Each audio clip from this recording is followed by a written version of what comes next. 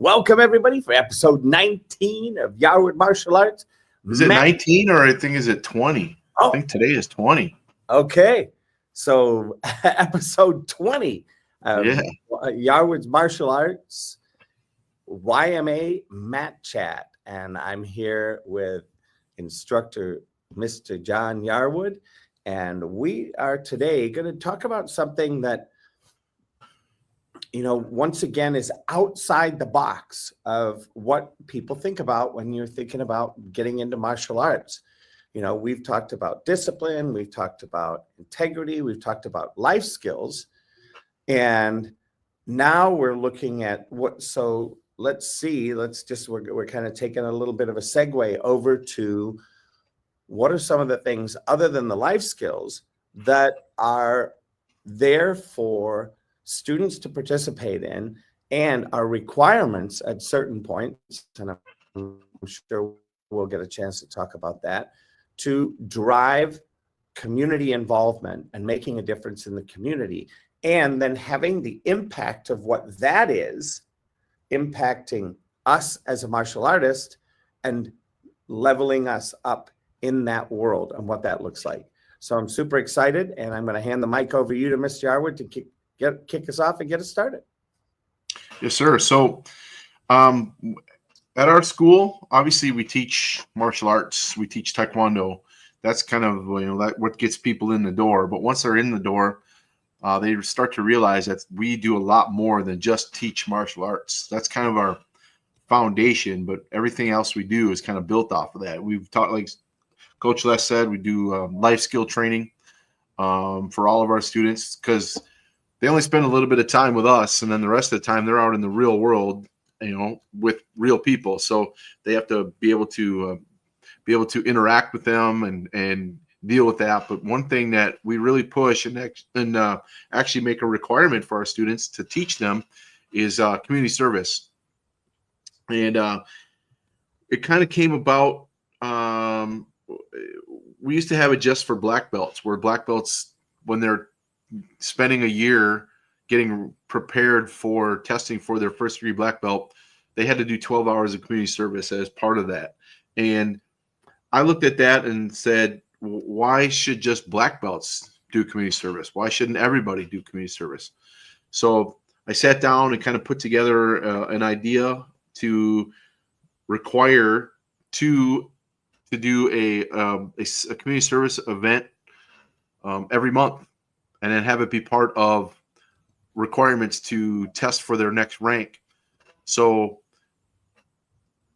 when I say events, what I mean is it could be anything from they could go to Feed My Starving Children to help fill boxes with food, or a lot of our students have now figured out how to build it into other things that they do, like helping their neighbors take out the trash if they're an elderly neighbor, or pick up, go to their local park and pick up trash there, or whatever it is. They become very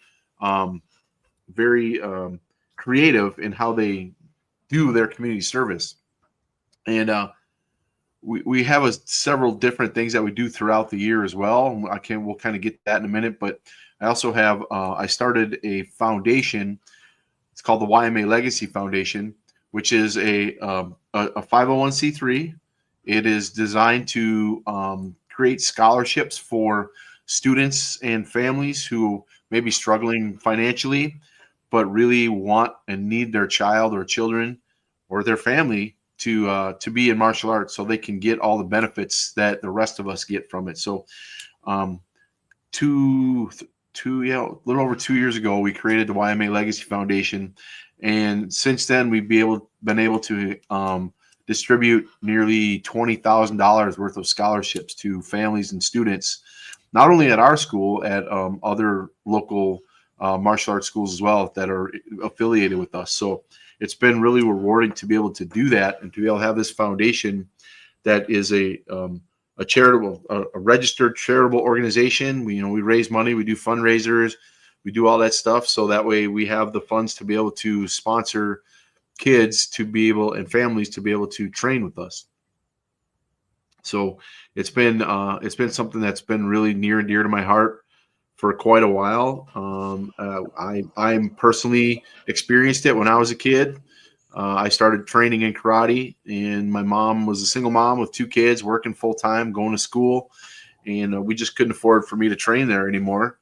So it had to go by the wayside, and I never got an opportunity to start back up again until I was an adult. And once I got in a position with my school that I was able to be able to be that person who could give back, that was what I really wanted to do. So that's been my driving force, to be able to create opportunities for families and kids who wouldn't otherwise be able to do it. And it's been something that's been pretty awesome. So I really enjoy it. I really love being able to do that. Yeah, I think, as part of education for our youth, we, in this first world country, we live in a pretty privileged lifestyle. I mean, we've got running water, running sewer, we've got hot water, we have pools, we have hot tubs, we have cars in excess, multiple cars. Some families, if they've got 4 kids, they've got 4 cars, plus the mom and dads. And, for a lot of people, that privileged lifestyle gives them a bubble, a protective bubble to real world. And when I say real world, I mean, we're in the privileged small percentile based on the entire world. To have hot food, hot water, showers, indoor plumbing, some of these things that as a first world country, we are super privileged. And I think for me, the education that's made available for kids to be able to participate in some kind of community-driven project provides 2 things. One, it allows people to contribute to others. And secondly, the one I like the most, it opens people's eyes up to the privilege that we actually live inside and are a part of. And for me, that is priceless. That, even as a 50-year-old going to Haiti for the first time on a missions trip, I came back and sold my Rolex watch because I couldn't wear it anymore, because I would look at it and go, this is, 100 years of food for a family. It would feed 100 families for a year. And I'm wearing it on my wrist because it looks cool. So,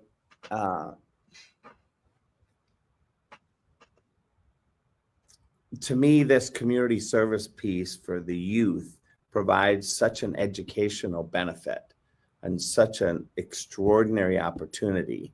It's and I'm super grateful for what Yarwood Martial Arts is up to. So back over to you, Mr. Yarwood. Yes, sir. So we do that specifically as like what we're directly doing, but we also do a lot of other stuff. We create opportunities for our students to be able to involve themselves in other ways to be able to provide community service. One of the biggest things that we do is throughout the year, we do a bunch of different fundraising and charity events that we do for other organizations. Like we're currently doing the Marine Corps Toys for Tots. We're actually an official drop-off spot for the Toys for Tots, and we encourage all of our students to bring in toys for the kids who, this Christmas aren't going to get a toy from mom and dad because, again, they can't afford it. They have, bills and whatnot that have to come first. So those kids, unfortunately don't get to have even just one toy that they really want. So we've partnered with the Marine Corps Reserve and became a Toys for Tots drop-off spot. And we've already gotten probably over 40 toys in our box, and our goal is to fill it up. And then we actually have an active duty Marine coming in uniform to pick up the toys, so all the kids can see where they're going and see what all their contributions are doing. We've really encouraged them to start giving in that capacity to and we'll even say, you can use it as your community service event for testing. So it's something that kids are really getting involved in. Even our adults and parents are really involved in it. We had, one man, Mr. Greg, bring in a whole bag full of toys, which was super cool. So it's fun to be able to see that people really get involved in those events. And every year in October, since we've been a martial arts school, we've done what we call our pink belts. So we sell pink belts that the kids can wear throughout the month of October, which is Breast Cancer Awareness Month. And all the money, 100% of the proceeds, go to a grant that we give to a woman who is currently dealing with it, to be able to use that money for whatever she wants. Whether she wants to go and pamper herself with $600, or she needs to pay some bills off, whatever that is.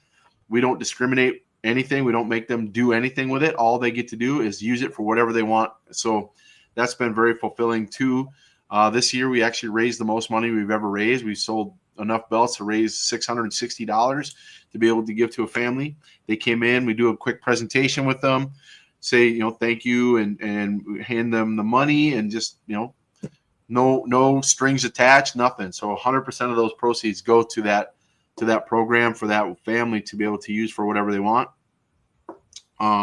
We do school supply drives to give to our local schools. We have a bunch of local elementaries that we bring all of our supplies to. So that's something that happens in August, right before school starts. We also do fundraisers for our own foundation. So 2023, last year, we had our school was open. We celebrated our 10-year anniversary.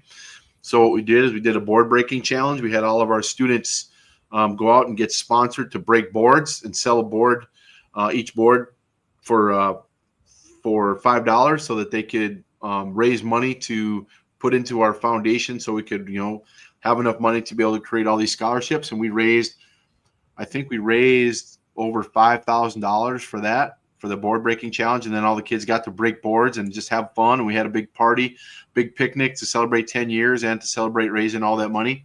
It was awesome to be able to be part of that. We, one of our black belts, we have our black belts do black belt projects. And one of the projects that was done by Miss Denise was a push-up challenge. So all of our kids got sponsored again. For every push-up, they get $1 that they were due. So we had a bunch of people, donating money to our students to be able to do push-ups, and we raised close to $4,000 for that as well. So our families, our community is very giving, and we love to be able to do all these things for all the different charities, for the different people around, and just it's become part of our culture, and it's an important part of our culture, because I want to make sure that, like Mr. Les said, that they understand that they have a lot of stuff. There's a lot of things to be grateful for. And when you find people who aren't maybe in a position that you're in, and you're able to give something of what you already have, I think that's the best feeling in the world, because you're not doing it because you're going to get something from it other than a good feeling, right? You're not getting any monetary reward. You're not getting any accolades. We don't boast about what we do. As a matter of fact, I try not to say much. Other people say about things, what we do, but all I do is want to make sure that we can be able to do this throughout the year. And so it's something that's really become woven into the fabric of what Yara's martial arts is.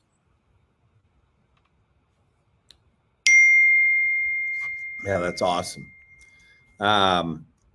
And my question, I'm just typing it up here. What can you, listening to this podcast, see to contribute this holiday period? Yep. As a challenge from us.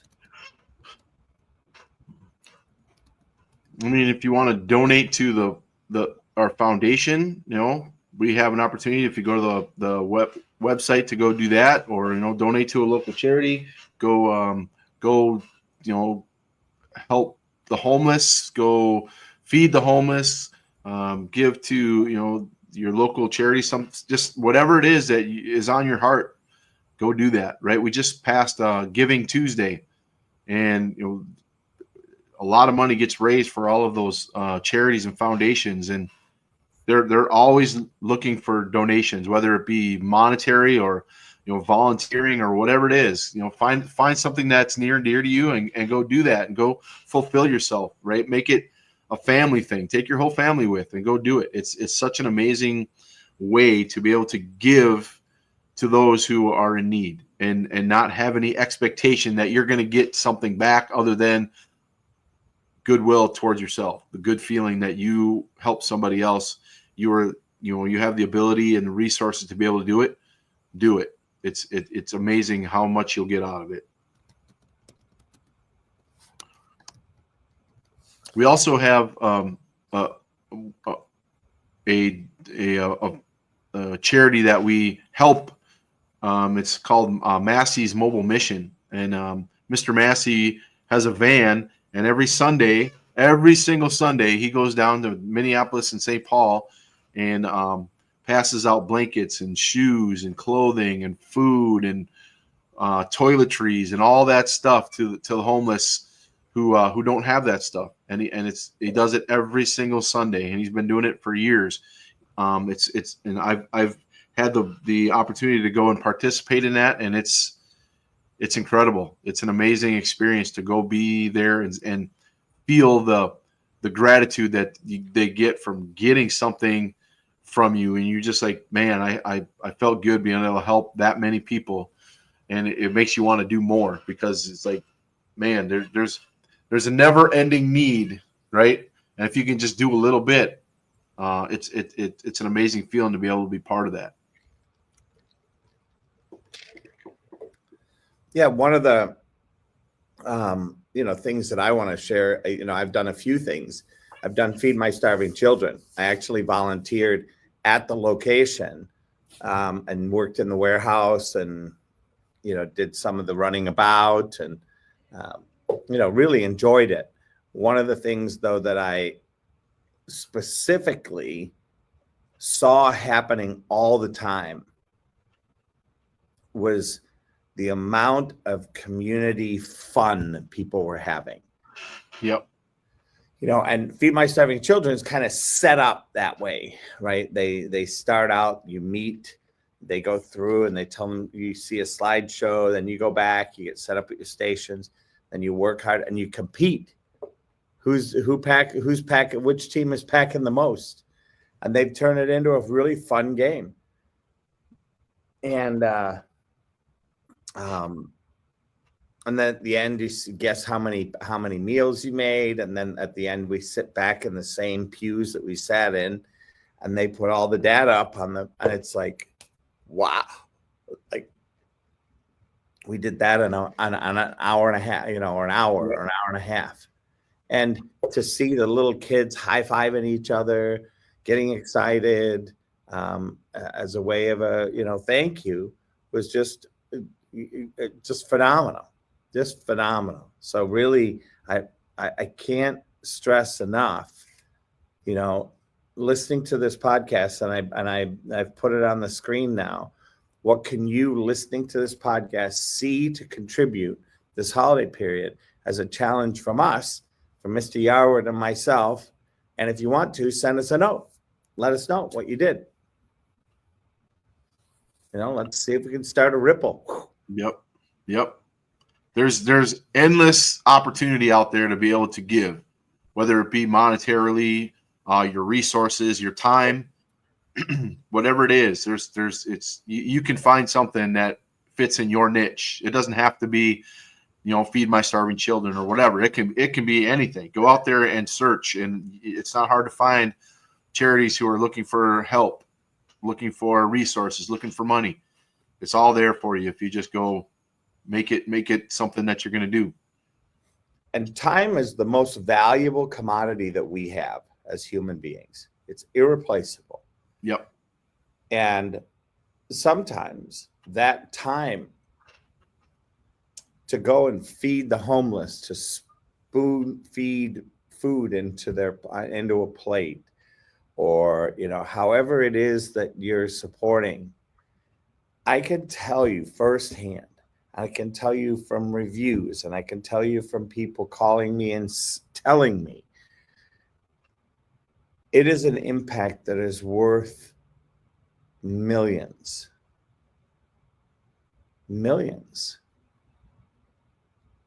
And I don't say that to, say, oh, well, we need more money to make more millions. No, I just say that because I see the commitment behind some of these organizations, and you want to fact check your organization. Yep. Whichever one you choose, fact check it. Make sure it's legit. Make sure that the money you give them is going to that reason. Yep. No, we our foundation, 100% of what we raise for our foundation goes towards scholarship. We don't take anything out of it. It all goes towards scholarships and giving these kids the opportunity to train with us. Typically, it's a 1-year scholarship that covers all their costs, their tuition and their testings.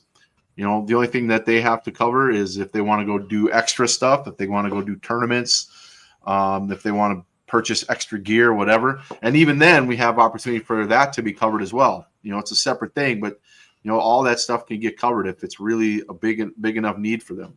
So we try and make sure that everything that comes in to our foundation stays in our foundation. It gets used for that purpose.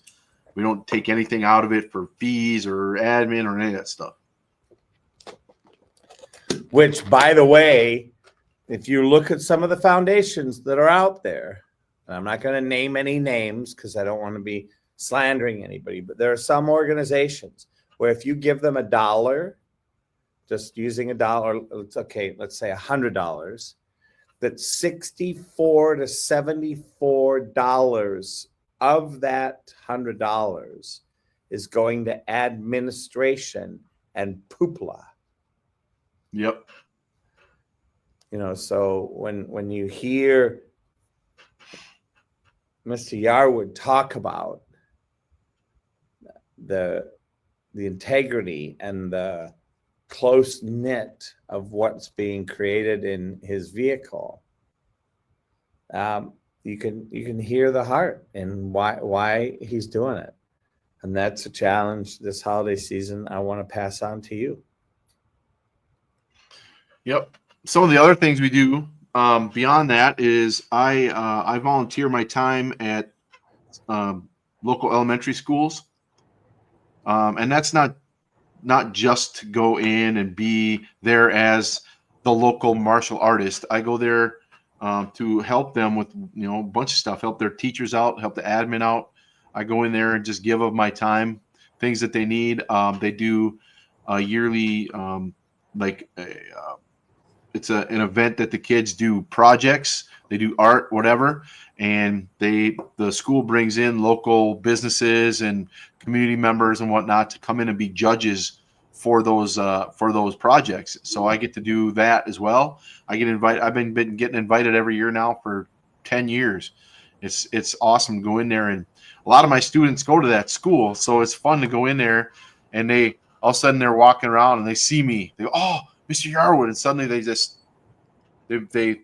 they snap to attention and they figure out, "Oh, did Mr. Yarwood see me goofing around, or am I doing what I'm supposed to do?" So it's kind of fun to be in there, but also to give them that feedback from me to to their whatever project is that they've been working on and they've been doing that they've added to this event.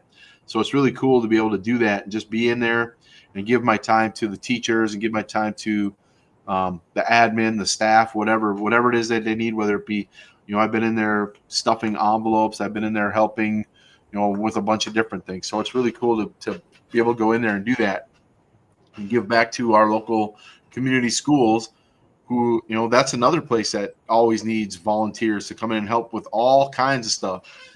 You go onto their their local website, the school website, there's an opportunity for you to sign up to volunteer. They'll do your background check and whatnot. And once you get on that list, they'll send you a list of things that they can use help with. And it's amazing how much stuff you can go in there and just be part of that school's community and help them with whatever it is. You don't have to be a member of the school. You don't have to have a kid in the school, nothing. They'll accept all volunteers as long as you pass your background check. They'll use you for all kinds of stuff. It's really cool to be able to do that. And I would say all the schools do that. I know a couple schools for sure do that. So it's pretty cool.